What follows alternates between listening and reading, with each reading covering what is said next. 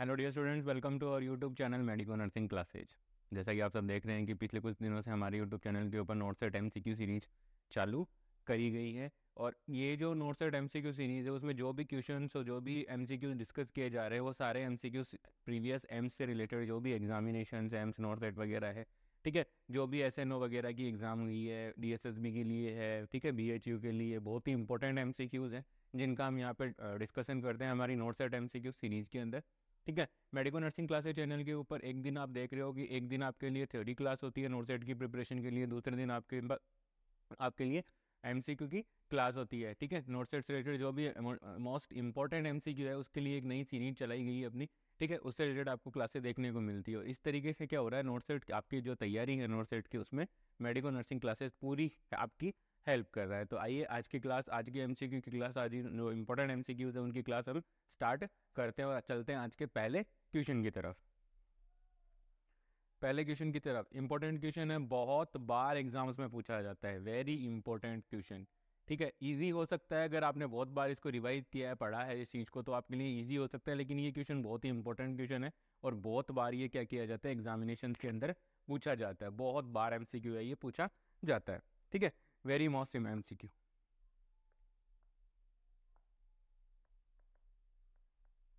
Very most MCQ, बहुत ही most MCQ है ये। ठीक है, तो आपका आज सवाल क्या है, हमारा एमसीक्यू क्या है, वो क्या कह रहे हैं। हमारा एमसीक्यू है कि hoarseness of voice occur in which condition, कि कौन सी कंडीशन के अंदर होरासनेस ऑफ वॉइस है वो प्रेजेंट होता है। होरासनेस ऑफ वॉइस है वो कौन सी कंडीशन के अंदर प्रेजेंट होता है। होरासनेस ऑफ वॉइस, होरासनेस ऑफ वॉइस का मतलब है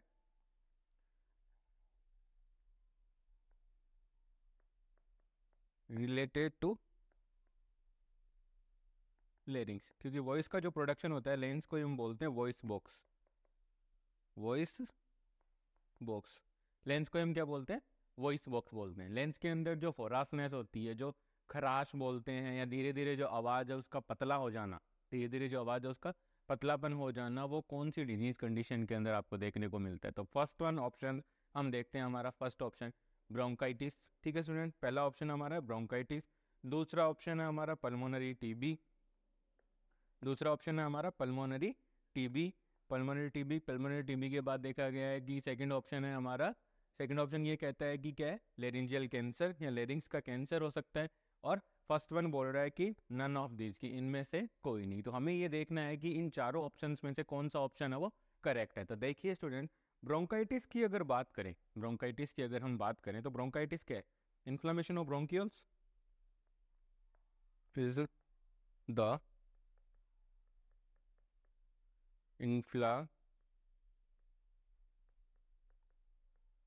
inflammation of bronchioles,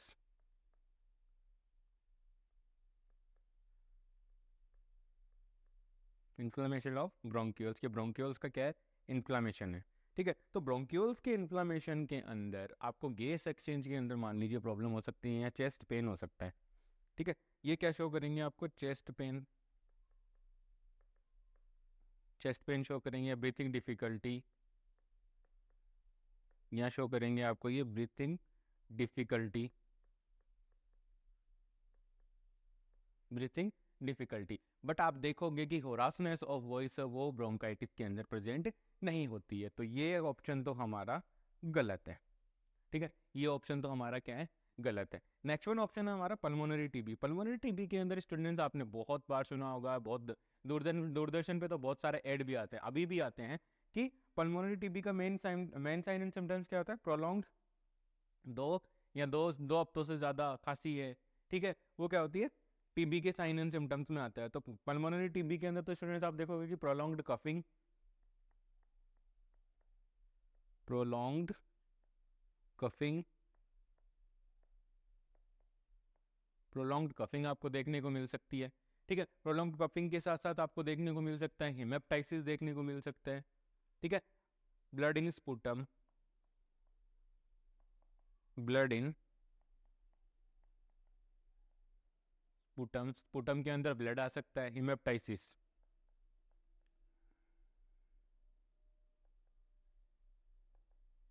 हेमेप्टाइसिस आपको देखने को मिल सकता है। ठीक है, प्रोलॉन्ग्ड कपिंग हो सकती है, चेस्ट पेन हो सकता है, इसके अंदर आपको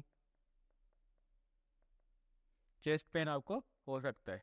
ठीक है, तो ये साइन एंड सिम्टम्स में भी होरासनेस ऑफ वॉइस है वो प्रेजेंट नहीं है, तो पल्मोनरी टीबी भी नहीं है। ऊपर वाला ऑप्शन है, ठीक है, ऊपर देखिए, ऊपर है कि नन ऑफ दीज, ये इसके चांसेस तो कम है। एक ऑप्शन अपना बच्चा है, उसको डिस्कस करते हैं। Laryngeal cancer, dear students, laryngeal cancer का जो फर्स्ट सिम्टम्स आपको जो देखने को मिलेगा क्लिनिकली, जो प्रेजेंट होगा, ठीक है, क्लिनिकली जब आप पेशेंट का एग्जामिनेशन करोगे उस समय आपको जो क्लिनिकल साइन एंड सिम्टम्स देखने को मिलते हैं first stage of laryngeal cancer, उसके अंदर आपको देखने को मिलेगा होरासनेस ऑफ वॉइस। ठीक है, ये वाला जो अपना ऑप्शन है, ये वाला जो सेकंड वन ऑप्शन है, वो इसका क्या है, राइट आंसर है कि लेरिंजियल कैंसर के अंदर स्टूडेंट्स क्या होता है, होरासनेस ऑफ वॉइस है वो प्रेजेंट होता है। तो होरासनेस ऑफ वॉइस कहाँ प्रेजेंट होता है, लेरिंजियल कैंसर के अंदर। बहुत बार इस एमसीक्यू को रिपीट किया गया है एम्स के द्वारा, और भी जो नर्सिंग ऑफिसर रिक्रूटमेंट एग्जामिनेशन होती है उनके, तो प्लीज इस एमसीक्यू को आप याद रखिएगा। ठीक है, नेक्स्ट चलते हैं।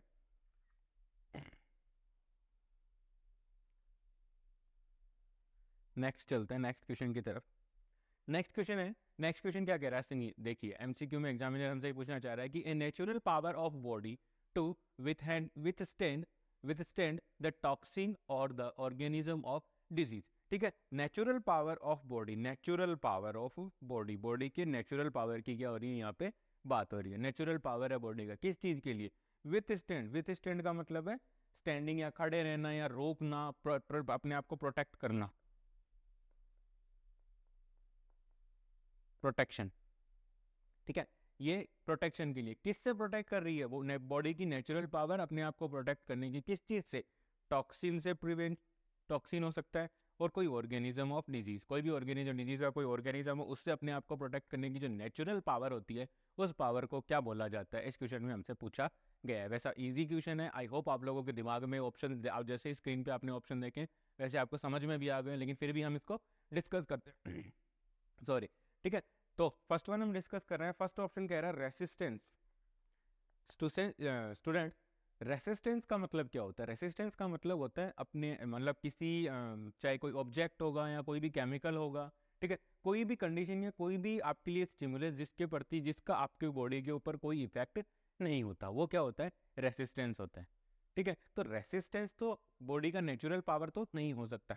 ठीक है, तो रेसिस्टेंस का मतलब तो है not react, not react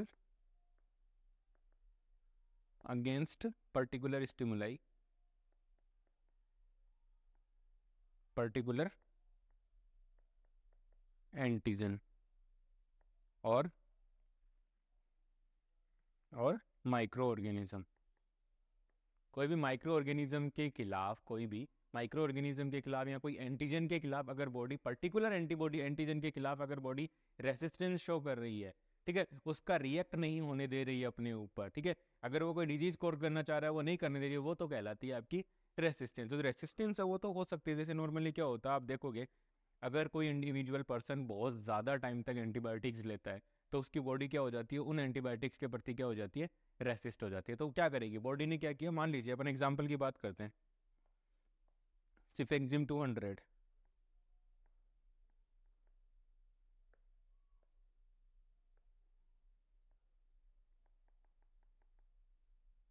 सिफेक्सिम 200 mg कोई इंडिविजुअल दिन में 2 बार ले रहा है, बीडी ले रहा है, ठीक है, सिफेक्सिम 200 mg अगर वो 2 बार ले रहा है और इसका वो क्या कर रहा है, प्रोलॉन्ग्ड यूज कर रहा है,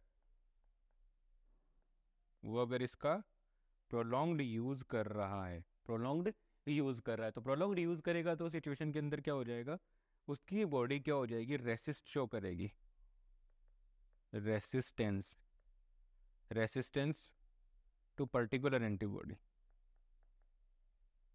पर्टिकुलर एंटीबॉडी, वो हो गई उसकी रेसिस्टेंस। ठीक है, तो ये है अपना एग्जाम्पल के साथ मैंने बताया। नेक्स्ट वन है, नेक्स्ट ऑप्शन है, तो रेसिस्टेंस तो नेचुरल पावर नहीं होती है, रेसिस्टेंस तो बहुत समय के बाद बॉडी के अंदर क्या होती है, डेवलप होती है।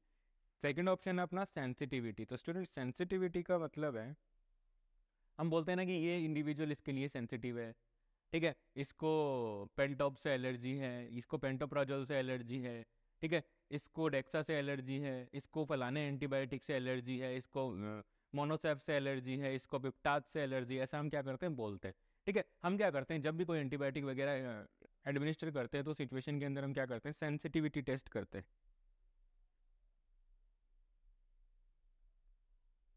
क्या करते हैं, सेंसिटिविटी टेस्ट करते हैं।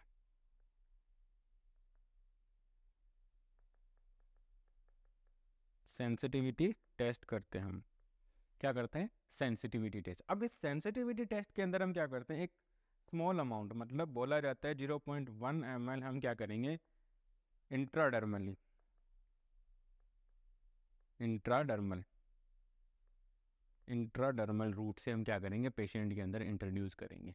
ठीक है, और उसके बाद देखेंगे। ठीक है, उसके बाद हम क्या करेंगे, 15 to 30 मिनट हम क्या करेंगे, वेट करेंगे। 15 to 30 मिनट तक हम क्या करेंगे, वेट करेंगे। और वेट करके हम ये देखेंगे कि उस 0 जो हमने डोज दिया है, 0.1 ml का जो हमने डोज दिया है, ठीक है, तो उस डोज की वजह से पेशेंट के जिस साइट पे हमने डोज दिया वहाँ पे कोई रेडनेस वगैरह तो नहीं है, मतलब कि पेशेंट की बॉडी उसके खिलाफ रिएक्ट तो नहीं कर रही ना। मतलब बॉडी रिएक्ट करने का मतलब ये है कि ऐसा नहीं है कि वो जो मेडिसिन है वो अपना आप इंट्रोड्यूस करने के बाद, आप ट्रांसफ्यूज करने के बाद, बॉडी में एडमिनिस्टर करने के बाद वो अपना काम नहीं करेगी, काम करेगी, लेकिन उसकी बॉडी क्या कर रही है, उस एंटीबायोटिक के प्रति बहुत ज़्यादा सेंसिटिव है। सेंसिटिव मतलब उसके खिलाफ रिएक्शन शो करना। ठीक है, उसके खिलाफ रिएक्शन शो करना। मान लीजिए अब अगर आप पूरा एंटीबायोटिक का इंजेक्शन अगर लगा देते हो किसी सेंसिटिव वाली एंटीबायोटिक का, किसी जो इंडिविजुअल है, मान लीजिए मोनोसेफ से उसको क्या है एलर्जी, और फिर उसको आप पूरा मोनोसेफ 1 ग्राम मोनोसेफ का इंजेक्शन है वो अगर एडमिनिस्टर कर देते हो, तो उस सिचुएशन के अंदर आपको बहुत सारे साइन एंड सिम्टम्स देखने को मिल सकता है। हो सकता है पेशेंट की डेथ भी हो सकती है, क्योंकि उसमें वो कैसा, वो सारी क्या होती है, एनाफाइलेटिक रिएक्शंस होती है। ठीक है, सेंसिटिविटी का मतलब है कि वो जो पर्टिकुलर एंटीबॉडी होगा या पर्टिकुलर जो भी क्या बोलते हैं उसको एंटीजन होगा, उसके खिलाफ बॉडी का काफ़ी ज़्यादा सेंसिटिव है, उसकी वजह से बॉडी के अंदर बहुत ज़्यादा रिएक्ट हो रहा है। ठीक है, मतलब हाइपर सेंसिटिविटी वहाँ पे रिएक्शन देखने को मिलती है। क्या मिलता है, हाइपर सेंसिटिविटी। हाइपर सेंसिटिविटी की जो रिएक्शन है वो आपको देखने को मिलते हैं। अब हाइपर सेंसिटिविटी की रिएक्शन या फिर एनाफाइलेटिक रिएक्शन,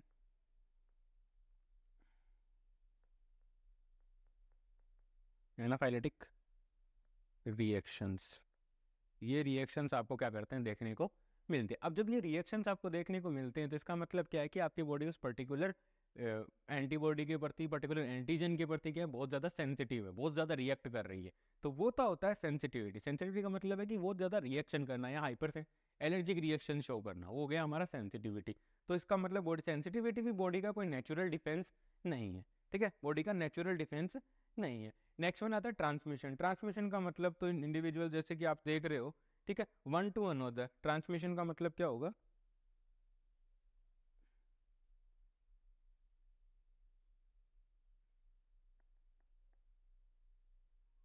ट्रांसमिशन।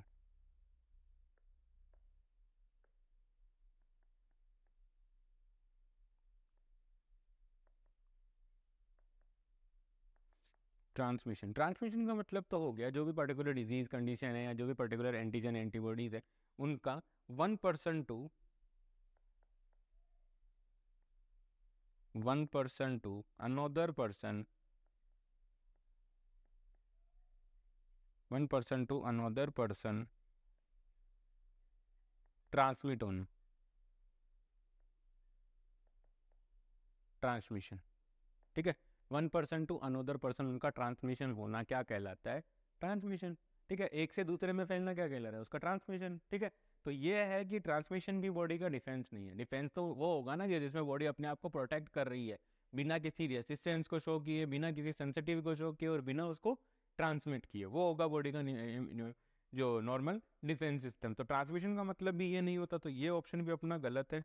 तो अपने ऑप्शन पर चल लास्ट, इम्यूनिटी। बिल्कुल, immunity is the right answer for this question. Immunity is the right answer for this question. की इम्यूनिटी का मतलब होता है, ये इम्यूनिटी क्या होती है, बॉडी की नेचुरल पावर होती है अपने आप को प्रोटेक्ट करने की, जो बहुत सारे टॉक्सिन्स हैं और माइक्रो ऑर्गेनिज्म हैं उनसे अपने आप को प्रोटेक्ट करने की नेचुरल पावर होती है, उसे क्या कहते हैं अपन, इम्यूनिटी कहते हैं। नेक्स्ट हम देखते हैं नेक्स्ट क्वेश्चन। नेक्स्ट क्वेश्चन है, the flow of information between person of the same hierarchical level. Same hierarchical level के लोगों के बीच में, सेम हेरारिकल लेवल के लोगों के बीच में क्या होता है, जो कम्युनिकेशन हो रहा है, जो इन्फॉर्मेशन होती है, फ्लो ऑफ इंफॉर्मेशन है उसे, ठीक है, वो same hierarchical. This help in improving understanding between equals is known as which type of communication. इसका मतलब इसमें ये जो बड़ा सा क्वेश्चन दिया गया है इसमें घुमाने की कोशिश की गई है। इसमें हमसे सिर्फ और सिर्फ ये पूछा गया है कि सेम लेवल के बीच में, सेम हेरारिकल लेवल के लोगों के बीच में अगर कोई बात का कम्युनिकेशन हो रहा है, ठीक है, कोई जो इन्फॉर्मेशन है उसका एक्सचेंज हो रहा है, वो कौन सा कम्युनिकेशन का लेवल है, उस वो किस प्रकार का कम्युनिकेशन है, या कौन सा कम्युनिकेशन है वो कहलाता है, ये पूछा गया है। ठीक है, देखिए फ्लो ऑफ इंफॉर्मेशन क्या है, देखिए फ्लो ऑफ इंफॉर्मेशन कहाँ, बिटवीन किन किन के बीच में, person of the same hierarchical level, flow of communication between the person of the same hierarchical level. अब इसके आगे का जो है वो सारा का सारा एक घुमाने के लिए दिया गया है, ठीक है। और विच टाइप ऑफ कम्युनिकेशन, लास्ट में हमसे पूछा गया है कि व्हाट टाइप ऑफ कम्युनिकेशन, ये किस प्रकार का कम्युनिकेशन है, ये हमारा सवाल है। बीच वाली लाइन सिर्फ हमें घुमाने के लिए दी गई है कि हमें सवाल से क्या हो जाए, डाइवर्ट हो जाए। तो स्टूडेंट्स हमसे यही पूछा गया है कि दो सेम लेवल के लोगों के बीच में जब कम्युनिकेशन या एक्सचेंज ऑफ इंफॉर्मेशन है वो हो रहा है तो वो क्या कहलाता है, वो कौन से लेवल का या कौन सा कम्युनिकेशन है। ठीक है, तो कम्युनिकेशन की बात करें स्टूडेंट, अगर हम कम्युनिकेशन की बात करें, ठीक है, तो कम्युनिकेशन की स्टूडेंट्स अगर हम बात करें तो कम्युनिकेशन का मतलब क्या होता है, कम्युनिकेशन का मतलब होता है exchange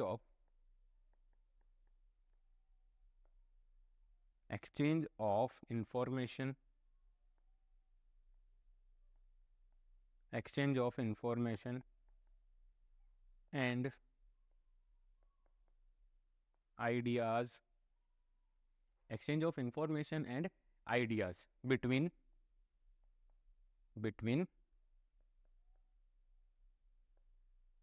person to person, person to person, ठीक है। पर्सन टू पर्सन जब इंफॉर्मेशन और जो आइडियाज़ होते हैं उनका जो एक्सचेंज होता है, जब उनके आइडियाज़ और उनका एक्सचेंज होता है तो वो क्या कहलाता है, कम्युनिकेशन कहलाता है। ठीक है, जब आप कोई बात किसी दूसरे को बता रहे हो, दूसरे की बात को सुन रहे हो, ठीक है, या किसी मैसेज है, कोई भी आइडिया है, कोई भी मैसेज है, उस मैसेज को आप दूसरे को दे रहे हो या उससे मैसेज ले रहे हो, वो क्या कहला, मतलब एक्सचेंज कर रहे हो ना मैसेज का, तो वो क्या कहलाता है, आपका इन्फॉर्मेशन का एक्सचेंज हुआ, इन्फॉर्मेशन का एक्सचेंज ही क्या कहलाता है, कम्युनिकेशन कहलाता है। तो फर्स्ट वन हम देखते हैं ऑप्शन इसका, ओरल कम्युनिकेशन। तो ओरल कम्युनिकेशन का मतलब तो स्टूडेंट जैसा कि आप सब जानते हैं कि वर्बल कम्युनिकेशन, वर्बल कम्युनिकेशन, तो वर्बल कम्युनिकेशन की स्टूडेंट तो बात ये हो गई, यहाँ पे सेम लेवल का तो कोई रोल ही नहीं हुआ। ओरल कम्युनिकेशन के अंदर तो क्या होता है, नॉर्मली दो लोग हैं, चाहे वो हायर लेवल पे होंगे चाहे वो लोअर लेवल के बीच में होंगे, अगर वो वर्बली कोई इन्फॉर्मेशन एक्सचेंज कर रहे हैं, अगर वो वर्बली कोई इन्फॉर्मेशन एक्सचेंज कर रहे हैं तो वो तो ओरल कम्युनिकेशन या वर्बल कम्युनिकेशन कहलाता है। मतलब अगर मान लीजिए एक एएनएस है, ठीक है, एएनएस के बाद होते हैं SNO, senior nursing officer, senior nursing officer के बाद क्या आता है, नर्सिंग ऑफिसर, नर्सिंग ऑफिसर, और नर्सिंग ऑफिसर के बाद आते हैं वार्ड बॉय, वार्ड बॉय। ठीक है जी, आप देखना समझना।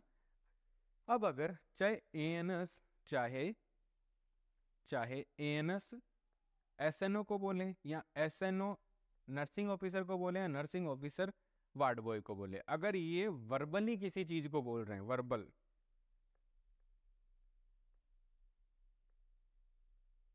वर्बल, अगर ये वर्बली किसी चीज को बोल रहे हैं ना, वर्बली अगर किसी चीज को ये बोल रहे हैं ना, तो वो क्या कहलाता है, ओरल कम्युनिकेशन या वर्बल कम्युनिकेशन कहलाता है स्टूडेंट्स। ठीक है, नेक्स्ट देखिएगा, तो ये ऑप्शन तो हमारा इसके अंदर नहीं होगा जी, ये ऑप्शन तो हमारा क्या है, इसके अंदर नहीं होगा। तो नेक्स्ट हम डिस्कस करते हैं हमारा दूसरा ऑप्शन। तो दूसरा ऑप्शन स्टूडेंट्स आप देखोगे कि दूसरा ऑप्शन क्या है हमारा, दूसरा ऑप्शन क्या कह रहा है, दूसरा ऑप्शन कह रहा है हॉरिजॉन्टल कम्युनिकेशन, हॉरिजॉन्टल कम्युनिकेशन, क्या कह रहे हो, हॉरिजॉन्टल कम्युनिकेशन। तो हॉरिजॉन्टल का मतलब होता है ये वाली लाइन, ये जो लाइन अभी मैंने बनाई है, ठीक है, वो लाइन क्या है, हॉरिजॉन्टल लाइन है। ठीक है, हॉरिजॉन्टल लाइन, अगर सेम लेवल के दो लोगों के बीच में, सेम लेवल के दो लोगों के बीच में कोई इन्फॉर्मेशन एक्सचेंज हो रही है, ठीक है, तो यहाँ पे सेम लेवल के लोग हैं, हो सकता है वो एएनएस टू एएनएस हो, एएनएस टू एएनएस,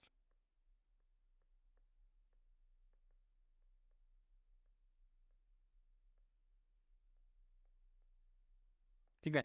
अगर मान लीजिए कोई इन्फॉर्मेशन, अब जैसे सेम लेवल के लोगों के बीच में इन्फॉर्मेशन का एक्सचेंज मैं आपको दिखाता हूँ, यहाँ पे देखो। अगर एएनएस अपने लेवल की एएनएस को कोई इन्फॉर्मेशन कह रही है तो वो होता है हॉरिजॉन्टल कम्युनिकेशन। एसएनओ अगर दूसरे एसएनओ को बोल रहा है तो वो क्या ऑप्शन, क्या कम्युनिकेशन किस टाइप का होगा? हॉरिजॉन्टल कम्युनिकेशन का। नर्सिंग ऑफिसर अगर नर्सिंग ऑफिसर को बोल रहा है तो वो होगा हॉरिजॉन्टल कम्युनिकेशन। मतलब एक सेम लेवल के लोगों के बीच में बातों का या इन्फॉर्मेशन का क्या हो रहा है वहाँ पे? एक्सचेंज ऑफ इन्फॉर्मेशन हो रहा है। ठीक है, एक्सचेंज सेम लेवल के दो लोगों के बीच में। ठीक है, वार्ड बॉय अगर दूसरे वार्ड बॉय को बोल रहा है तो वो क्या कहलाएगा? हॉरिजॉन्टल कम्युनिकेशन कहलाएगा। लेकिन ठीक है, तो इस सवाल का हमारा जो आंसर है वो यही है कि दो सेम लेवल के लोगों के बीच में जो अगर इन्फॉर्मेशन का एक्सचेंज होता है, जो कम्युनिकेशन होता है, वो क्या कहलाता है? Horizontal communication. तो horizontal option 2 is the right answer for this question. ये वाला गलत है ओरल कम्युनिकेशन का। बाकी अपने दो ऑप्शन बचे उनको भी हम थोड़ा सा डिस्कस कर लेते हैं कि अपवार्ड कम्युनिकेशन क्या होता है और डाउनवर्ड कम्युनिकेशन क्या होता है। ठीक है, तो फर्स्ट वन ये तो हो गया हमारा हॉरिजॉन्टल कम्युनिकेशन। ये हो गया हमारा हॉरिजॉन्टल कम्युनिकेशन। हॉरिजॉन्टल कम्युनिकेशन हो गया। अब देखना है स्टूडेंट्स, पहला है, थर्ड ऑप्शन है अपवार्ड कम्युनिकेशन। अपवार्ड कम्युनिकेशन का मतलब होगा स्टूडेंट्स, आप देखोगे अगर कोई वार्ड बॉय कोई इन्फॉर्मेशन, वार्ड बॉय अगर कोई इन्फॉर्मेशन नर्सिंग ऑफिसर को दे रहा है, वार्ड बॉय अगर कोई इन्फॉर्मेशन नर्सिंग ऑफिसर को दे रहा है तो वो क्या कहलाएगा? Upward communication. नर्सिंग ऑफिसर किसको इन्फॉर्मेशन देगा? ऊपर की तरफ सीनियर नर्सिंग ऑफिसर को देगा, और सीनियर नर्सिंग ऑफिसर किसको इन्फॉर्मेशन देंगे? एएनएस को इन्फॉर्म करेंगे। ठीक है, तो ये क्या है? Upward communication. यहाँ पर मैं ये बोल देता हूँ कि यहाँ पर कोई मैसेज है, यहाँ पर कोई मैसेज है और इस मैसेज को क्या हो रहा है? एक्सचेंज किया जा रहा है हेरारिकल लेवल के हिसाब से। तो सबसे पहले इन्फॉर्मेशन मिली वार्ड बॉय को, वार्ड बॉय ने दी वार्ड बॉय ने वार्ड में आकर दी नर्सिंग ऑफिसर को। नर्सिंग ऑफिसर ने क्या किया? नर्सिंग ऑफिसर ने उस इन्फॉर्मेशन को लिया और उसने जाकर के एसएनओ को इन्फॉर्म किया कि सर ऐसा ऐसा इन्फॉर्मेशन आई, और एसएनओ ने इन्फॉर्म करके एसएनओ ने इन्फॉर्मेशन ली, और एसएनओ के बाद एसएनओ ने किसको इन्फॉर्म कर दिया?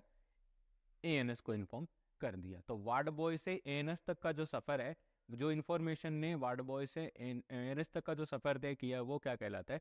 Upward communication. वो क्या कहलाता है? Upward communication. दूसरा ऑप्शन आता है हमारा डाउनवर्ड।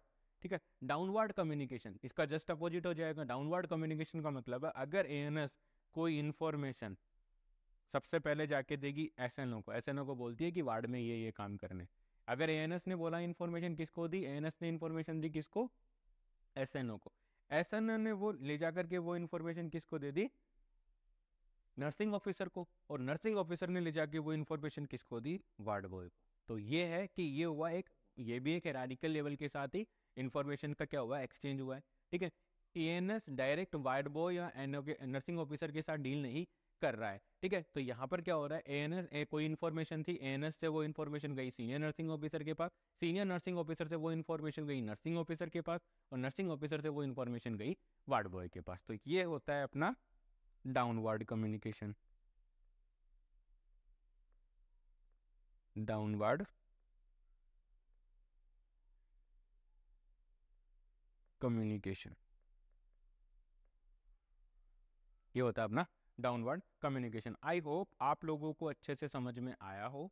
ठीक है, अगर आपको समझ में आ रहा है प्लीज़ मुझे कमेंट सेक्शन में ज़रूर बताइए, ये मेरे लिए एक मोटिवेशन का काम करेगा। मैं और अच्छे से अच्छे क्वेश्चन आप लोगों के लिए नोट्स एट एमसीक्यू सीरीज के अंदर लाने की पूरी कोशिश करूँगा। ठीक है, साथ के साथ मैं आप लोगों को बताना चाहूँगा कि जो भी क्वेश्चन के एक्सप्लेनेशन हम यहाँ पे लिख रहे हैं, ठीक है, जो भी डायग्राम बनाते हैं या जो कुछ भी हम यहाँ पे जैसे ये इन्फॉर्मेशन लिखी हुई है, इन सारी इन्फॉर्मेशंस को अगर आपको ये सवाल नहीं आता है या फिर आपके लिए नया है तो इस इन्फॉर्मेशन को आप नोट करके रखो, ताकि जब भी आप लास्ट टाइम एग्जाम के नियर अबाउट या लास्ट टाइम में जब भी आप इनको देखो तो ये क्वेश्चन पूरा अच्छे से आपके लिए क्लियर हो जाए। क्योंकि अब यहाँ पर आप देख रहे होंगे कि कम्युनिकेशन के बारे में लगभग बहुत सारी चीज़ें यहाँ पे इस क्वेश्चन से रिलेटेड थी, या इस क्वेश्चन से अलावा भी बहुत सारी इन्फॉर्मेशन है वो मैंने आप लोगों के साथ शेयर की है। ठीक है, और आप लोगों की जो नॉलेज है उसको मैंने इंप्रूव करने की पूरी कोशिश की है। तो यहाँ पर जो भी एक्सप्लेनेशन होते हैं प्लीज़ आप उनको राइट कीजिए अच्छे से। ठीक है, क्वेश्चन आते हैं उनको देखिए, बार बार उनको पढ़िए, जिससे क्या होगी वो आपकी तैयारी अच्छी होगी, साथ के साथ वो क्वेश्चन आपके लिए बार बार रिपीट होंगे तो वो आपको अच्छे से याद भी हो जाते हैं। ठीक है, नेक्स्ट क्वेश्चन की तरफ चलते हैं। नेक्स्ट क्वेश्चन क्या कह रहा है, नेक्स्ट क्वेश्चन क्या कह रहा है, देखो नेक्स्ट क्वेश्चन कह रहा है profession is defined as an occupation with which component. कि प्रोफेशन होता है वो क्या है, प्रोफेशन है उसको डिफाइन करते हैं, तो प्रोफेशन एक ऑक्यूपेशन है और ऑक्यूपेशन के साथ साथ उसके अंदर कौन सा कंपोनेंट होता है। यहाँ पे सीधी सी बात ये कही गई है कि ऑक्यूपेशन, किसी ऑक्यूपेशन को आप प्रोफेशन कब बोलोगे, क्या बोला गया कि किसी ऑक्यूपेशन को आप प्रोफेशन कब बोलोगे, ये इसमें आपको बताना है। ये यहाँ पर आप लोगों को क्या करना होगा, बताना होगा कि किसी भी जो इंडिविजुअल जो भी है प्रोफेशन है, जो भी ऑक्यूपेशन है, उस ऑक्यूपेशन को आप प्रोफेशन कब बोलोगे, उस ऑक्यूपेशन को प्रोफेशन कब बोला जाएगा, ये यहाँ पे हमसे एग्जामिनर ने इस एमसीक्यू अंदर पूछा गया है। या फिर ऐसे मान लो कि प्रोफेशन का कैरेक्टरिस्टिक्स हमसे पूछे गए हैं। तो फर्स्ट वन हम देखते हैं इसके अंदर इकोनॉमिक, नहीं सोशल देखते हैं, सबसे पहले सोशल देखते हैं। ठीक है, सोशल की अगर स्टूडेंट्स आप बात करो तो कोई भी ऑक्यूपेशन है, ऑक्यूपेशन ऑक्यूपेशन का मतलब क्या होता है, ऑक्यूपेशन का मतलब होता है कोई भी ऐसा काम जिसके थ्रू क्या कर रहे हो, आप अपनी आजीविका कमा रहे हो।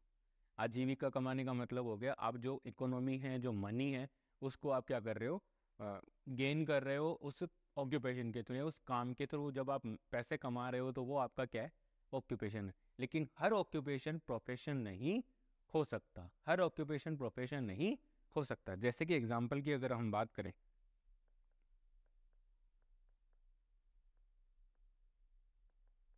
Black Smith, black Smith, black Smith का मतलब लोहार। ठीक है, तो लोहार है, लोहार का काम क्या होता है, लोहे के औजार बनाने का काम होता है, नॉर्मली लोहे के औजार बनाते हैं लोहार। तो लोहार लोहे के औजार बना करके क्या कर रहा है, पैसे कमा रहा है, गेन मनी। ठीक है, लोहार औजार, लोहे के औजार बना करके पैसे कमा रहा है, पैसे कमा करके वो अपनी ज़रूरत की चीज़ें पूरी कर रहा है, खाना पीना सारा, कपड़े लत्ते जो कुछ भी है सारा कुछ वो उससे खरीद रहा है, खा रहा है, पी रहा है, सारा कुछ उससे हो रहा है। लेकिन लोहार का जो जो काम है, जो लोहे के जो औजार बनाने का जो काम है, वो प्रोफेशन नहीं हो सकता उसका, वो उसका प्रोफेशन नहीं हो सकता, वो उसके लिए क्या है, एक ऑक्यूपेशन है। ठीक है, दूसरा, ठीक है, तो यहाँ पर है कि यहाँ पर वो सोशल हो सकता है, यहाँ पर जो ऑप्शन है, जो उसका ऑप्शन है, जो जो भी आपका ऑक्यूपेशन है वो सोशल होगा। अगर उसमें सोशल इन्वॉल्वमेंट नहीं होगा, सोशल इन्वॉल्वमेंट नहीं होगा तो वो क्या नहीं होगा, उससे आप मनी गेन नहीं कर पाओगे। ठीक है, मनी गेन नहीं कर पाओगे। तो सोशल, कोई भी ऑक्यूपेशन है उसका सोशल होना जरूरी है, सोशल भी होता है। ठीक है, प्रोफेशन में भी सोशल होना बहुत जरूरी है, लेकिन साथ ही साथ आपको ऑक्यूपेशन में सोशल होना जरूरी है। ठीक है, लेकिन ऑक्यूपेशन और प्रोफेशन, इसमें एक छोटा सा माइनर सा डिफरेंस है, वो हम यहाँ पे अच्छे से डिस्कस करेंगे। तो फर्स्ट वन है कि जो आपका ऑक्यूपेशन है वो सोशल हो सकता है। ठीक है, लेकिन जरूरी नहीं है कि जो सोशल है वो सारे, वो जो जो ऑक्यूपेशन सोशल है वो सारे के सारे प्रोफेशन हो, नहीं। ठीक है, सेकंड वन ऑप्शन है साइकोलॉजिकल। ठीक है, सेकंड वन ऑप्शन है हमारा साइकोलॉजिकल। तो साइकोलॉजिकल जरूरी नहीं है कि साइकोलॉजिकल, देखो हर ऑक्यूपेशन के अंदर, हर प्रोफेशन के अंदर साइकोलॉजी की जरूरत पड़ती है, ऑक्यूपेशन है। ठीक है, तो सोशल है, अगर कोई ऑक्यूपेशन सोशल होगा तभी वो चलेगा। ठीक है, तभी आप उससे क्या कर पाओगे, अगर मान लीजिए आपने कोई दुकान खोल के बैठ गए और उस दुकान पे कोई ग्राहक ही नहीं आ रहा है, मतलब आप सोशल ही नहीं हो पा रहे हो, या फिर आपने एक बंद कमरे में दुकान को खोल लिया और बैठे हो कि हाँ मैंने बढ़िया एकदम मस्त किराने की दुकान खोल रखी है, तो उसमें कोई आ ही नहीं रहा, सोशल नहीं है, तो इसका मतलब है कि आप मनी गेन नहीं कर पाओगे। ठीक है, तो उसका आपके ऑक्यूपेशन का सोशल होना भी जरूरी होता है। ठीक है, साइकोलॉजिकल, साइकोलॉजिकल का मतलब यहाँ पे होगा कि लोगों की जो जरूरत की चीजें हैं साथ ही साथ आपके दुकान पे आ रहे हैं, जो भी आपसे, जो भी आपका ऑक्यूपेशन है, उस ऑक्यूपेशन के थ्रू लोगों की साइकोलॉजी भी जुड़ी हुई होनी चाहिए, साइकोलॉजी जुड़ी हुई होनी चाहिए कि हाँ यहाँ से मेरे को सामान मिल सकता है। ठीक है, दूसरा इकोनॉमी, इकोनॉमी तो जरूरी है, काम कर क्यों रहे हैं, पैसे कमाने के लिए, पैसा जरूरी किसके लिए, जरूरतों को पूरा करने के लिए। ठीक है, एक ऑप्शन बच रहा है यहाँ पे, code of ethics. Code of ethics का मतलब क्या होता है, code of ethics, code of ethics का मतलब होता है, ये जब आप ऑक्यूपेशन कर रहे हो, इस ऑक्यूपेशन के अंदर आप एक चीज कभी भी ध्यान नहीं रखते हो कि सामने वाले को कोई नुकसान नहीं होना चाहिए। ठीक है, एक दुकानदार होता है, वो अपनी, वो क्या करता है, नियर अबाउट टू एक्सपायरी चीजें सबसे पहले बेचने की कोशिश करता है। ठीक है, वो उसका ऑक्यूपेशन है, वो उसका काम है, उसे करना ही होगा वो। ठीक है, वरना वो उसे घाटा हो जाता है। लेकिन यहाँ पे प्रोफेशन के अंदर देखना आप, प्रोफेशन के अंदर स्टूडेंट्स आप देखोगे कि प्रोफेशन के अंदर क्या होता है, कोड ऑफ इथिक्स होते हैं, code of ethics, code of ethics. और कोड ऑफ इथिक्स का मतलब होता है how to behave with peoples, code of ethics. Code of ethics की बात करें, नर्सिंग के कोड ऑफ इथिक्स की बात करें, ठीक है, नर्सिंग के कोड ऑफ इथिक्स की अगर मैं बात करूं, ठीक है, code of ethics of nursing, nursing के कोड ऑफ इथिक्स की बात करें तो नर्सिंग एज ए प्रोफेशन है, तो इसको कैसे बोलेंगे, ठीक है, तो कोड ऑफ इथिक्स होते हैं। कोड ऑफ इथिक्स के अंदर देखिए क्या क्या होता है, नर्सिंग एंड प्रैक्टिस, ठीक है, कोवर्कर्स होते हैं, नर्सिंग की प्रैक्टिस होती है, नर्सिंग की कोवर्कर्स होते हैं, ठीक है, नर्सिंग और पीपल्स, ठीक है, नर्सिंग वो पीपल्स के साथ भी जुड़ी हुई है, मतलब लोगों को उससे सेवा मिल रही है, ठीक है, वो एक प्रैक्टिस का साधन है। और जो कोवर्कर्स हैं उनके साथ भी नर्स का क्या होना चाहिए, एक अच्छे से बिहेव, मतलब कोड ऑफ इथिक्स का मतलब मैं आपको यहाँ पे यही बताना चाह रहा हूँ कि how to behave with others, how to behave, behave और deal, deal with others, how to deal with others, मतलब यहाँ पर यही बताने की कोशिश की जा रही है कि एक प्रोफेशन के अंदर जब भी आप किसी ऑक्यूपेशन को प्रोफेशन कब बोलोगे, ठीक है, किसी ऑक्यूपेशन को हम प्रोफेशन तब बोलेंगे जब उस ऑक्यूपेशन के अंदर क्या होंगे, कोड ऑफ इथिक्स होंगे। लेकिन नॉर्मली प्रोफेशन के अंदर क्या होता है, हायर एजुकेशन होती है, ठीक है, और कोड ऑफ इथिक्स इंपॉर्टेंट चीजें होती हैं। कोड ऑफ इथिक्स, अगर कोड ऑफ इथिक्स है तो वो प्रोफेशन है, अगर कोड ऑफ उस ऑक्यूपेशन से या उस प्रोफेशन से आप कोड ऑफ इथिक्स निकाल लो बाहर, तो वहां पे सिर्फ क्या बचेगा, ऑक्यूपेशन बन जाता है। तो ऑक्यूपेशन का मतलब तो हो गया हमें पैसा कमाना है, कैसे भी करके कमाओ, लेकिन कोड ऑफ इथिक्स अगर उस ऑक्यूपेशन के साथ ऐड हो जाते हैं तो वहां पर आपको पैसा भी कमाना है, लेकिन आपको आपकी प्रैक्टिस का भी ध्यान रखना है, पीपल्स लोगों का भी ध्यान रखना है, मतलब कम्युनिटी का भी आपको क्या रखना होगा, ध्यान रखना होगा। साथ के साथ आपको दूसरे लोगों के साथ भी अच्छे से डील करना होगा, अपने कोवर्कर्स के साथ, ठीक है, ये सारी चीजें होती हैं एक कोड ऑफ एक प्रोफेशन के अंदर। एक प्रोफेशन के अंदर हमेशा कोड ऑफ एथिक्स होते हैं जिनके ऊपर आप जिनके अकॉर्डिंग बिहेव करते हो, जिनके अकॉर्डिंग आप डील करते हो लोगों के साथ, और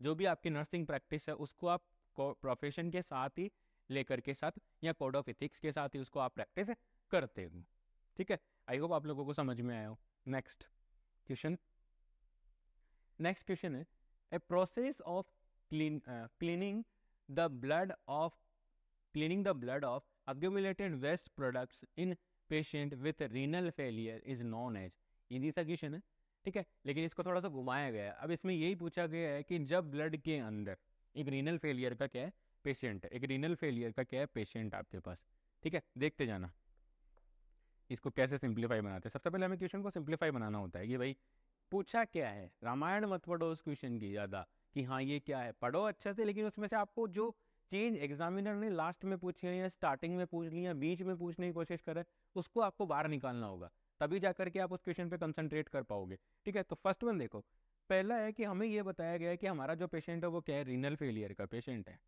मतलब पेशेंट की किडनी काम नहीं करनी। अब क्या करना है, क्लीनिंग ऑफ ब्लड, ब्लड को साफ करना है, ठीक है। अब ब्लड के अंदर जो अक्यूमुलेटेड वेस्ट प्रोडक्ट्स हैं उन वेस्ट प्रोडक्ट्स को साफ करना है, क्लीन करना है, तो वो एक प्रोसेस होती है, उस प्रोसेस को क्या कहते हैं, cleaning of blood, accumulated waste products, ठीक है। कि एक पेशेंट है रीनल फेलियर का जिसके अंदर क्या हुआ है, उसके ब्लड के अंदर बहुत सारे वेस्ट प्रोडक्ट्स क्या हो चुके हैं, अक्यूमुलेटेड होंगे। अब इसको क्लीन करना है तो वो कौन सी प्रोसेस होती है, ठीक है, तो वो प्रोसेस कौन सी होती है, तो फर्स्ट ऑप्शन है अल्ट्रा फिल्ट्रेशन।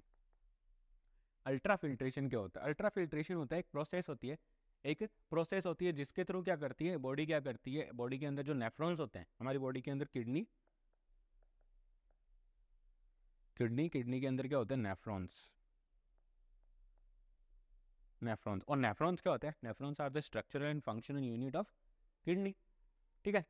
अब नेफ्रॉन्स हैं, अब इन नेफ्रॉन्स की शेप आप देखोगे तो बोमन्स कैप्सूल आपने देखा होगा, आई होप आप लोगों को याद हो,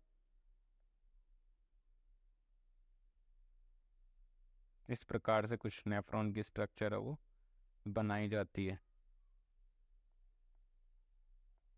ठीक है, इस प्रकार की कुछ नेफ्रॉन की स्ट्रक्चर है वो बनाई जाती है। तो ये हो जाता है आपका बोमन्स कैप्सूल,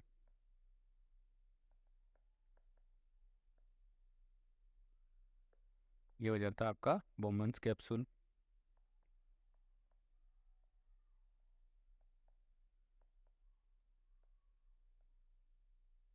बॉमन्स कैप्सूल हो जाता है।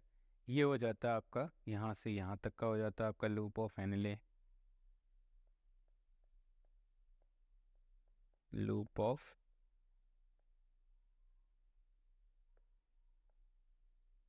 लूप ऑफ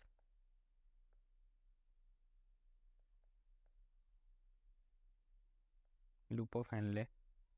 और ये हो जाती है आपकी पीसीटी, प्रॉक्सिमल कन्वोलेटेड ट्यूब्यूल्स। और ये हो जाती है आपकी डीसीटी, डिस्टिल कन्वोलेटेड ट्यूब्यूल्स। और ये हो जाती है आपकी सीडी, सीडी मतलब कलेक्टिंग डक्ट हो जाती है। तो ये एक नेफ्रॉन की स्ट्रक्चर होती है। नॉर्मली क्या होता है, इसके अंदर आता है यूरिन, किडनी पर यहाँ पर क्या होता है, एक नेटवर्क ऑफ कैपिलरीज पाया जाता है, नेटवर्क ऑफ कैपिलरीज पाया जाता है जहाँ से ब्लड आता है। और इस बॉमन्स कैप्सूल के जो मेम्ब्रेन होती है, जो इनर मेम्ब्रेन्स होती है, वो यहाँ पे काम करती है एक अल्ट्रा, क्या बोलते हैं उसको, सेमी परमेबल मेम्ब्रेन का काम करती है। और सेमी परमेबल मेम्ब्रेन के थ्रू जो छन करके नीचे की तरफ जो यूरिन बन रहा है, ठीक है, और जो जिस प्रोसेस के थ्रू ये यूरिन यहाँ पे बना है वो कहलाती है आपकी अल्ट्रा फिल्ट्रेशन। वो कहलाती है आपकी अल्ट्रा फिल्ट्रेशन। मतलब फिल्टर किया ना उसने, क्या किया, जो वॉमन्स कैप्सूल की जो मेम्ब्रेन थी वो क्या वहाँ पे क्या काम कर रही है, छलनी का काम कर रही है, एक सेमी परमेबल मेम्ब्रेन का काम कर रही है, जो क्या कर रही है, जो सेलेक्टिव सब्सटेंस है उनको तो आगे भेज रही है, ठीक है, और जो वेस्ट प्रोडक्ट्स है उनको वो क्या कर रही है, यूरिन वाली साइड पे भेज देती है, ठीक है, मतलब नीचे की तरफ उनको क्या कर देती है, पास कर देती है। और धीरे धीरे वो सारे ट्रेवल करते हुए अपने जो कलेक्टिंग डक्ट्स है वहाँ पर जा करके इकट्ठे होते हैं। और धीरे धीरे वहाँ से वो क्या आपकी यूरेटर के थ्रू यूरिनलेटर जा करके यूरिन है वो अक्यूमुलेटेड होता रहता है, ठीक है। तो ये प्रोसेस होती है जो यूरिन, जो बॉमन्स कैप्सूल से जो फिल्टर होने की जो प्रोसेस है, ठीक है, ब्लड के फिल्टर होने की प्रोसेस थ्रू बॉमन्स कैप्सूल या semi permeable membrane of Bowman's capsule, वो क्या कहलाती है, अल्ट्रा फिल्ट्रेशन। तो यहाँ पर तो अब बात यही हो रही है कि हमारा पेशेंट है, उसकी किडनी काम नहीं कर रही, तो किडनी काम नहीं कर रही तो बॉमन्स कैप्सूल कहाँ से आएगा, ठीक है। तो ये ऑप्शन तो हो गया हमारा, अल्ट्रा फिल्ट्रेशन तो हो गया गलत। दूसरा नेफ्रेक्टोमी। नेफ्रेक्टोमी का मतलब स्टूडेंट्स होता है removal of kidney, removal of kidney. अब किडनी को निकाल दिया है तो ब्लड फिल्टर कौन करेगा, ब्लड फिल्ट्रेशन का काम ही किडनी का था, और किडनी आपने बाहर निकालनी तो किडनी का काम कौन करेगा, ठीक है। अब किडनी का काम करने वाला कोई नहीं है तो नेफ्रेक्टोमी भी इस क्वेश्चन का आंसर नहीं हो सकता। नेक्स्ट वन चलते हैं अपन, ट्रांसफ्यूजन। ट्रांसफ्यूजन का मतलब तो होता है किसी चीज को बॉडी में एडमिनिस्टर करना। ट्रांसफ्यूजन मोस्ट कॉमनली अगर हम बात करें ब्लड या ब्लड प्रोडक्ट्स का होता है, ब्लड और ब्लड प्रोडक्ट्स, ब्लड प्रोडक्ट्स क्या होता है, ब्लड या ब्लड प्रोडक्ट्स का क्या होता है, ट्रांसमिशन होता है। और इसका मतलब तो होता है administer into the body,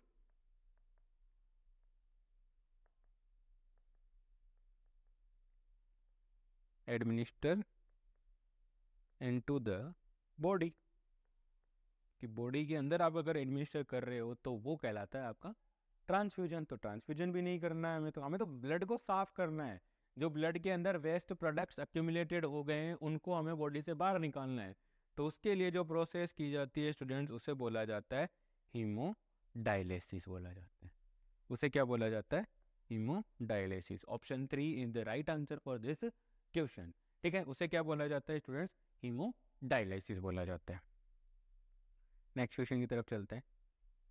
next question में देखिए, the lowest pressure that occur when the heart is at its resting period, कि एक लोएस्ट प्रेशर है जो बनता है या जो लगाया जाता है, कब, हार्ट के द्वारा कब लगाया जाता है, जब वो रेस्ट, जो हार्ट है वो अपनी रेस्टिंग कंडीशन में, just before the contraction, contraction से जस्ट पहले, contraction of the left ventricle is known as, उसे क्या कहते हैं, उसे क्या कहा जाता है। मतलब क्वेश्चन में हमसे पूछा गया है कि लोएस्ट प्रेशर, एक लोएस्ट प्रेशर है और कौन लगा रहा है, हार्ट लगा रहा है, लोएस्ट प्रेशर है, हार्ट लगा रहा है, कब लगा रहा है, जब वो रेस्टिंग पीरियड के अंदर है, जब वो रेस्टिंग पीरियड के अंदर है। और किससे पहले, before, just before the contraction of left ventricle, और कॉन्ट्रैक्शन ऑफ लेफ्ट वेंट्रिकल से पहले, ठीक है। रेस्टिंग पीरियड में उस टाइम पे प्रेशर लग रहा है, और कब लग रहा है, किससे पहले, कॉन्ट्रैक्शन से पहले, just before the contraction of left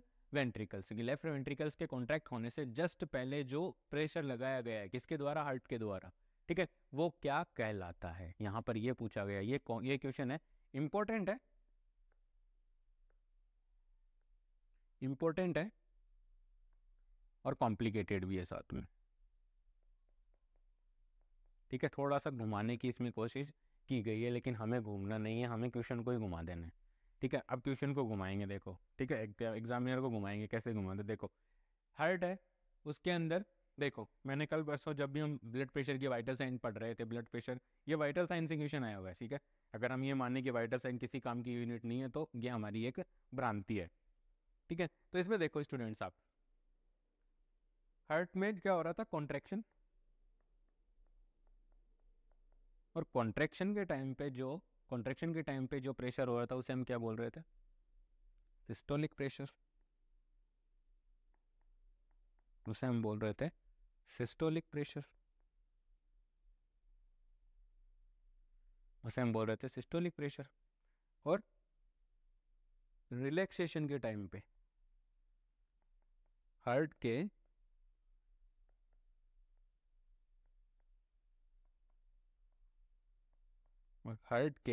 heart के रिलैक्सेशन के टाइम पे जब जो प्रेशर हो रहा था, उस प्रेशर को हम क्या बोल रहे थे स्टूडेंट, उस प्रेशर को हम बोल रहे थे डायस्टोलिक प्रेशर।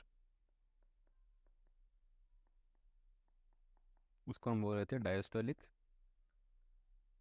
डायस्टोलिक प्रेशर बोल रहे थे। अब जब डायस्टोलिक प्रेशर हम बोल रहे हैं इसको, ठीक है, सिस्टोलिक प्रेशर मतलब है, सिस्टोलिक प्रेशर का मतलब है वो प्रेशर जब हार्ट, वो प्रेशर या वो ब्लड प्रेशर जब हार्ट कॉन्ट्रैक्ट हुआ तब उसने एक्सर्ट किया wall of the blood vessels. ठीक है, जब हार्ट ने कॉन्ट्रैक्शन के टाइम पे जो प्रेशर लगाया वो सिस्टोलिक प्रेशर है, और जब हार्ट रिलैक्स है उस टाइम पे उसने जो प्रेशर लगाया वो प्रेशर कहलाता है आपका डायस्टोलिक प्रेशर। अब सीधा सीधा हम यहाँ पे आंसर दे सकते हैं हमारे क्वेश्चन का, कि हमसे पूछा गया है कि वो लोएस्ट प्रेशर, हमने बात की थी उसी दिन भी, हमने बात कर ली थी वाइटल साइन के टाइम में, कि सिस्टोलिक प्रेशर होता है वो नॉर्मली कितना होता है, 120 mm of Hg, 120 mm of Hg। और जो डायस्टोलिक प्रेशर होता है वो कितना होता है आपका, 80 mm ऑफ Hg होता है, 80 mm ऑफ Hg। ये नॉर्मल प्रेशर था, तो इसका मतलब है कि जो डायस्टोलिक प्रेशर है वो क्या है, लोएस्ट प्रेशर है। ठीक है, सिस्टोलिक प्रेशर तो क्या है, हायर प्रेशर है, 120 mm ऑफ Hg है, वो तो क्या है, हायर प्रेशर है। लेकिन हार्ट के रिलैक्सेशन के टाइम पे जो प्रेशर लगाया जा रहा है वो प्रेशर क्या कहलाता है, डायस्टोलिक प्रेशर, और वो कितना होता है, 80 mm ऑफ Hg होता है। ठीक है स्टूडेंट, तो यहाँ पर आपसे जो सवाल में पूछा गया था कि वो लोएस्ट प्रेशर जब हार्ट रिलैक्सेशन के टाइम पे लगाता है वो क्या कहलाता है। ठीक है, हार्ट के रिलैक्सेशन के टाइम में प्रेशर लग रहा है, वो प्रेशर कितना है, लोएस्ट प्रेशर है, डेफिनेट है, वो सिस्टोलिक से कम है, 80 mm ऑफ Hg है, लोएस्ट प्रेशर हो गया।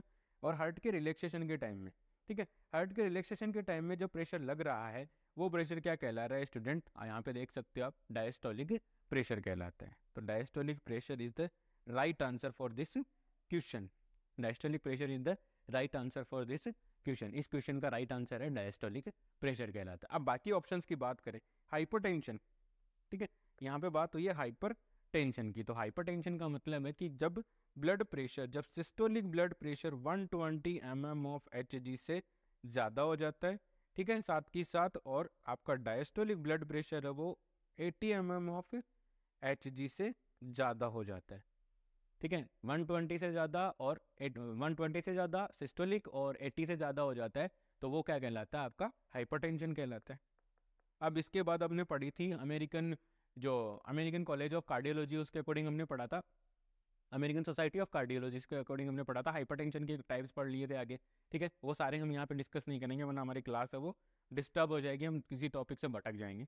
ठीक है, और सिस्टोलिक प्रेशर का मतलब जो हार्ट के कॉन्ट्रैक्शन के टाइम में जो प्रेशर हो रहा है वो क्या कहलाता है, सिस्टोलिक प्रेशर। तो हाइपरटेंशन भी नहीं होगा इसका आंसर, सिस्टोलिक प्रेशर भी नहीं होगा। नेक्स्ट हम बात करते हैं पल्स प्रेशर। पल्स प्रेशर की बात करो स्टूडेंट्स, तो सिस्टोलिक में से डायस्टोलिक को घटा दो, systolic minus diastolic pressure is about is it pulse pressure. ठीक है, पल्स प्रेशर क्या होता है स्टूडेंट, देखिएगा, सिस्टोलिक ब्लड प्रेशर, पूरा नहीं लिखूंगा, minus diastolic blood pressure is equal to, वो क्या कहलाएगा आपका, pulse pressure.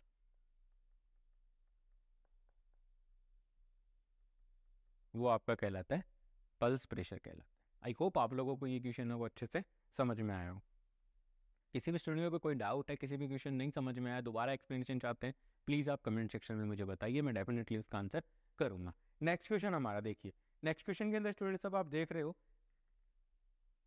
is the process of selecting a portion of the population to represent the entire population, to represent the entire population। सबसे पहली बात, ये जो क्वेश्चन है वो आया आपका नर्सिंग रिसर्च से, वो आया आपका नर्सिंग रिसर्च से, नर्सिंग रिसर्च का क्वेश्चन है। तो नर्सिंग रिसर्च भी क्या है, इंपॉर्टेंट सब्जेक्ट है, उसको भी हमें थोड़ा बहुत देखते हुए ही चलना है। ऐसा नहीं है कि हम उसको भूल जाएं कि नर्सिंग रिसर्च है, वो तो कोई सब्जेक्ट ही नहीं होता, सिर्फ MSN पीडिया साइकेट्रिक OBG फंडामेंटल पे लगे रहें, ऐसा नहीं होना चाहिए। ठीक है, आपको नर्सिंग रिसर्च को भी थोड़ा सा साथ में लेकर के चलना है, ताकि अगर कोई क्वेश्चन आए तो हम उस क्वेश्चन को राइट क्लिक करके अपना नंबर बढ़ा सकें। तो यहाँ पर स्टूडेंट्स आप देखोगे, यहाँ पर आप देख रहे हो कि एग्जामिनर ने हमसे ये पूछा है, इस MCQ में हमसे ये पूछा गया है कि एक पोर्शन ऑफ पॉपुलेशन है, क्या क्या पूछा गया है, portion of population, portion of population, population का क्या है, पोर्शन है, पोर्शन ऑफ पॉपुलेशन। वो क्या कर रहा है, represent the entire population, sorry वो क्या करेगा, represent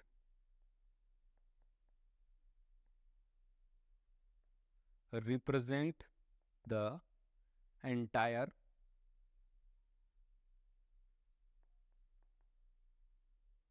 represent the entire population, represent the entire population। एक पोर्शन ऑफ पॉपुलेशन है, उसको आपने क्या किया, स्टडी के लिए लिया, और वो पोर्शन ऑफ पॉपुलेशन क्या कर रहा है, पूरी पॉपुलेशन का रिप्रेजेंटेशन कर रहा है। रिप्रेजेंटेशन का मतलब हो गया, जब आप छोटे थे तो आप स्कूल में थे तो क्लास में क्या होते थे, मॉनिटर बनाए जाते थे। ठीक है, जो सबसे होशियार, जो सबसे समझदार बच्चे होते थे उनको क्या बना दिया जाता था, क्लास का मॉनिटर बना दिया जाता था।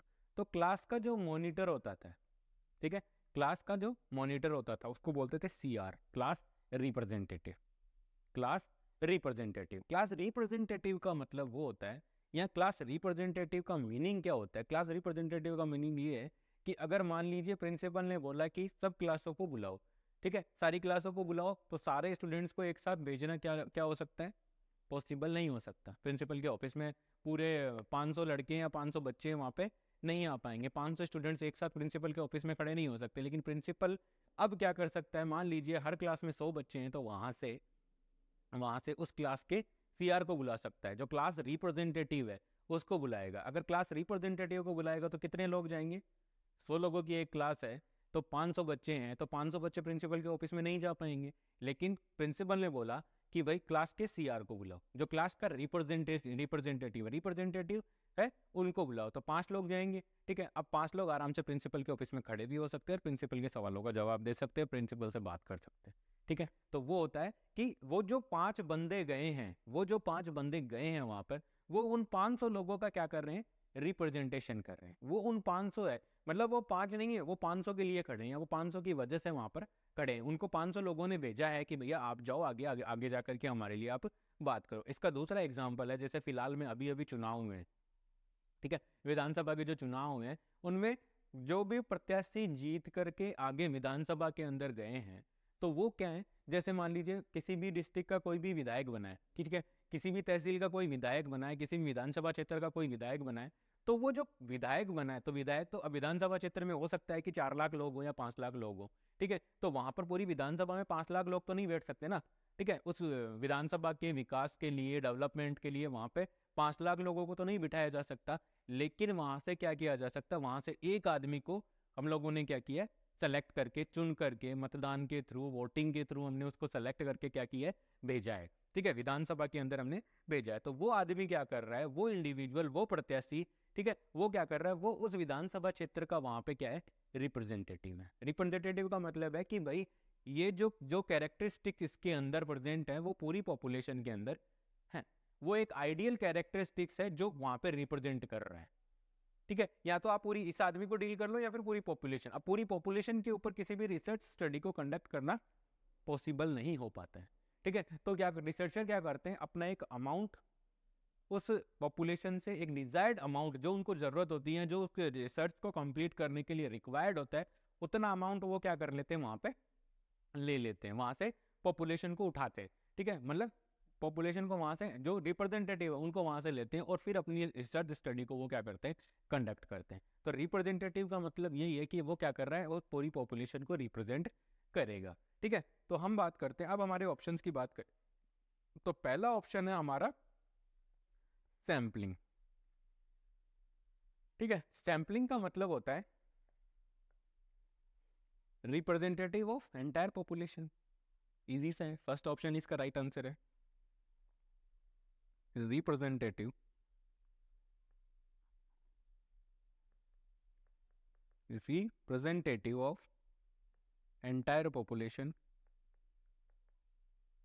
Entire population. एंटायर पॉपुलेशन का जो रिप्रेजेंट करता है वो क्या कहलाता है, सैम्पलिंग कहलाता है। वो प्रोसेस क्या कहलाती है, सैम्पलिंग प्रोसेस कहलाती है। सैम्पलिंग का मतलब होता है जो भी रिप्रेजेंटेटिव है उनको सेलेक्ट करना, पूरी पॉपुलेशन से अपने रिप्रेजेंटेटिव्स को सेलेक्ट करना क्या कहलाती है, वो प्रोसेस कहलाती है स्टूडेंट्स सैम्पलिंग। और इस सैंपल के अंदर पूरी पॉपुलेशन के क्या है, कैरेक्टरिस्टिक्स हैं वो प्रेजेंट है। ठीक है, पूरी पॉपुलेशन के क्या है, कैरेक्टरिस्टिक्स प्रेजेंट है। नेक्स्ट ऑप्शन है फोरकास्टिंग, जो इसका राइट आंसर नहीं है। फोरकास्टिंग का मतलब क्या होता है, फोरकास्टिंग का मतलब होता है फ्यूचर का डिसाइड करना। ठीक है, आप क्या करोगे, प्रिडिक्ट अबाउट द फ्यूचर। ठीक है, प्रिडिक्ट अबाउट द, फोरकास्टिंग का मीनिंग देखना, फोरकास्टिंग का मीनिंग होता है predict about the, predict about the future events, future events, future events on the basis of, किस बेसिस पे, on the basis of, on the basis of historical datas, historical datas and trends, historical data और trend. Historical data और trend के according, trend के according हम क्या करते हैं, फ्यूचर के डिसीजन या फ्यूचर के बारे में थोड़ा प्रिडिक्ट करते हैं, वो क्या कहलाता है, फोरकास्टिंग। जैसा कि आप सब देखते हैं वेदर फोरकास्टिंग, आजकल सारे लोग मोबाइलों में देखते हैं, रोज देखते हैं कि हाँ आज धूप आएगी कि नहीं आएगी, आज सूरज निकलेगा कि नहीं निकलेगा, सूर्यास्त कब होगा, वो क्या है, फोरकास्टिंग है। और वो फोरकास्टिंग किस बेसिस पे की जाती है, जो भी हमारा जो डिपार्टमेंट है, हमारी जो क्या बोलते हैं, हमारी कंट्री का जो वेदर फोरकास्टिंग का जो डिपार्टमेंट है या जो मौसम विभाग है, वो आसपास के एरिया से अपनी स्टडी, अपने नॉलेज के बेसिस पे क्या करते हैं, इंफॉर्मेशन कलेक्ट करते हैं, इंफॉर्मेशन को देखते हैं और उसके अकॉर्डिंग वो कल क्या हो सकता है, होगा नहीं, कल क्या हो सकता है उसके बारे में क्या करते हैं, प्रिडिक्ट करते हैं। ठीक है, तो यही है, इसे बोलते हैं अपन फोरकास्टिंग, कि भाई आप फ्यूचर के बारे में प्रिडिक्ट कर रहे हो, किस बेसिस पे, जो आपके पास डाटा है उसके अकॉर्डिंग आप बता रहे हो, और जो ट्रेंड्स अभी चल रहे हैं उसके अकॉर्डिंग आप क्या बता सकते हो, हाँ कल क्या हो सकता है। हो सकता है ऐसा नहीं है जरूरी हो ही। ठीक है, बहुत बार ऐसा होता है कि बारिश बताई हुई होती है और ना धूप भी चलती रहती है पूरे दिन, तो ऐसा जरूरी नहीं कि हो, लेकिन हो सकता है। उन लोगों ने जो भी बात बोली है वो फैक्ट्स के ऊपर बोली है। ठीक है, बेसिस ऑफ डाटा, जो उनके पास जो प्रेजेंटली जो डाटा प्रेजेंट थी, जो इन्फॉर्मेशन प्रेजेंट थी, उसके बेसिस पे वो क्या कर रहे हैं, बोलते हैं वहां पे। ठीक है, नेक्स्ट हम बात करते हैं वैलिडिटी। वैलिडिटी रिसर्च के जो इक्विपमेंट्स होते हैं, जो टूल्स ऑफ रिसर्च है, ये tool of research, tools of validity और रिलायबिलिटी, ये दोनों क्या है, tool of research, tool of research. Tool of research का मतलब है कि जो भी आप इंफॉर्मेशन कलेक्ट कर रहे हो सॉरी, जो भी आप इंफॉर्मेशन कलेक्ट कर रहे हो, उस इंफॉर्मेशन को आपको क्या करना होगा स्टूडेंट, उस इंफॉर्मेशन को आपको बहुत सारे टेस्ट से गुजारना पड़ेगा। ठीक है, उस इंफॉर्मेशन को आपको बहुत सारे जो आइडियल टेस्ट हैं उनके थ्रू उसको क्या करना पड़ेगा, चेक करना पड़ेगा, ताकि ये वैलिड है कि नहीं है, एक्यूरेट है कि नहीं है, रिलायबल है कि नहीं है, क्या इस पर बिलीव किया जा सकता है, क्या नहीं किया जा सकता। तो वैलिडिटी है, वैलिडिटी और रिलायबिलिटी दोनों क्या है, टूल है। ठीक है, एक क्वालिटी चेक करता है और एक क्वांटिटी चेक करता है। ठीक है, तो यहाँ पर है वैलिडिटी का मतलब होता है, वैलिडिटी का मतलब होता है एक्यूरेसी। ठीक है, एक्यूरेसी का मतलब है कि ये इतना मीजर करना चाहिए, वो इतना मीजर कर रहा है। ठीक है, what is suppose to measure is measure. ठीक है, ये कितना मीजर करना चाहिए। ठीक है, वैलिडिटी का मतलब होता है एक्यूरेसी, वैलिडिटी का मतलब होता है एक्यूरेसी। ठीक है।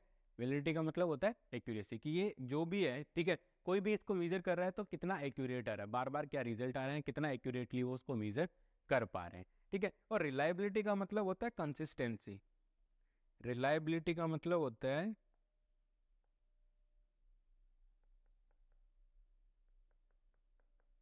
रिलायबिलिटी का मतलब होता है कंसिस्टेंसी। रिलायबिलिटी का मतलब होता है कंसिस्टेंसी। कंसिस्टेंसी का मतलब ये होता है, ठीक है, कंसिस्टेंसी का मतलब है जैसे कि 5 किलो का वजन है, तो मान लीजिए वो आपने अच्छे से तौल करके देखा है कि ये 5 किलो का वजन है। अब उस 5 किलो के वजन को अगर मैं चेक करूं, किसी डिवाइस ने बताया कि ये 5 किलो है, अगर उस डिवाइस से मैं उस वजन को चेक करूं, ठीक है, मान लीजिए ये एक फ़ोन है, ठीक है, हम मान लेते हैं कि ये एक फ़ोन है और इस फ़ोन के अंदर क्या है, ये इस फ़ोन का वजन कितना है, 5 किलो मान लेते हैं या 1 किलो मान लेते हैं एक बार, ठीक है। मैं अगर इसको चेक करूं, इस मशीन के थ्रू इसको चेक करूं तो इसका 5 किलो आ रहा है, आप आकर के इसको चेक करो तो भी इसका 5 किलो आ रहा है, कोई तीसरा आदमी आकर के इसको चेक कर रहा है तो भी 5 किलो आ रहा है, तो वो क्या है, कंसिस्टेंसी। इस इंस्ट्रूमेंट जो हमारे हाथ में जो इंस्ट्रूमेंट्स था, उस इंस्ट्रूमेंट की एबिलिटी है कि ये बार बार एक ही रिजल्ट दे रहा है, उसे कहते हैं कंसिस्टेंसी, ठीक है। एग्जाम्पल के तौर पे अगर हम बात करें तो विराट कोहली की कंसिस्टेंसी है, बहुत ही अच्छे से वो हर मैच में परफॉर्म कर रहे हैं, तो वो क्या है, उसकी कंसिस्टेंसी है कि आप बिलीव कर सकते हो कि विराट कोहली अगर क्रीज पे खड़े हैं तो वो रन बना करके ही जाएंगे, तो वो क्या है, कंसिस्टेंसी है, ठीक है। और वैलिडिटी का मतलब होता है एक्यूरेसी, कि वो कितना एक्यूरेट है, ठीक है, कितना एक्यूरेट मेजर किया जा रहा है उस इंस्ट्रूमेंट के थ्रू, उस इंफॉर्मेशन को कितना एक्यूरेटली वो बता रहे हैं, ठीक है, वो क्या होता है, वैलिडिटी होता है। ये नर्सिंग रिसर्च के क्वेश्चन है। नेक्स्ट क्वेश्चन, ठीक है, विच single dose tablet a mass treatment was introduced by the government of India to achieve the elimination of lymphatic filariasis, ठीक है, कौन सा सिंगल डोज टेबलेट है जो क्या किया जा रहा है, ट्रीटमेंट गवर्नमेंट ऑफ इंडिया के द्वारा उसको इंट्रोड्यूस किया, लिम्फेटिक फाइलेरियासिस को एलिमिनेट करने के लिए सिंगल डोज जो ट्रीटमेंट गवर्नमेंट ऑफ इंडिया ने जो इनिशिएट किया, इंट्रोड्यूस किया है, वो क्या है, ठीक है। लिम्फेटिक फाइलेरियासिस के लिए कौन सी ड्रग, सिंगल डोज की जो ड्रग है जो दी जा रही है, वो कौन सी है, इसका आंसर आप मुझे कमेंट सेक्शन में बताइए, मैं डेफिनेटली इसका आंसर आपको नेक्स्ट क्लास के अंदर बताऊंगा। आज की क्लास के लिए इतना ही। आई होप मेरे द्वारा प्रोवाइड किए जा रहे लेक्चर वीडियोस आपकी नर्सिंग ऑफिसर रिक्रूटमेंट एग्जामिनेशन की प्रिपरेशन में आपकी हेल्प कर रहे होंगे। Please like, share and subscribe. Thank you so much. और मेडिको नर्सिंग क्लासेज चैनल आपके लिए यूं ही नोट सेट MCQ सीरीज है वो लाता रहेगा। Thank you so much.